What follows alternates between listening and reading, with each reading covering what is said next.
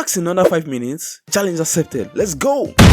Flask is a minimalist SQL framework for Python. It's simple, flexible, and perfect for building apps and APIs. Unlike Django, Flask gives you complete control over your app structure. That makes it great for beginners and pros alike. Alright, before we get started, first install Flask. Boom, Flask is ready. Let's check whether it's actually installed by running, because you can never be too sure. If you see a version number, congrats, you have installed it well. And if you see an error, well, double check to see if it's actually installed. Alright, here's the shortest Flask server ever.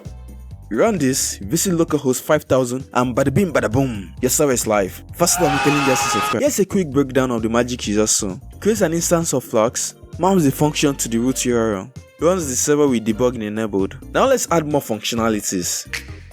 Flask makes handling requests super easy. Need dynamic routes? No problem. Now visit and get a personalized greeting. Want to return JSON? Simple. And just like that, you have built an API completely with Python. Flask also makes handling data easy. Let's grab data from the request. Now send the request with the name and Flask will capture it. Want a HTML server? Flask got you covered.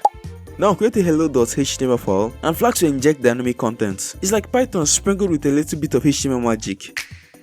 So Flask can also serve static files like CSS and JavaScript. Just place them in this static folder. Now your app should look stylish. Flask does way more than just this. It has some extra features it offers. Flask Blueprint organizes your app into modules. Flask Extensions add authentication, database support and more. Flask SQL Alchemy makes working with database easy. Flask Sessions manage user sessions like a pro. Flask WTF add form handling with validations. So yeah, Flask is simple but super powerful, kind of like a Swiss Army knife for web dev. And that's a quick guide on Flask. Like, subscribe, and I'll catch you guys on the next video.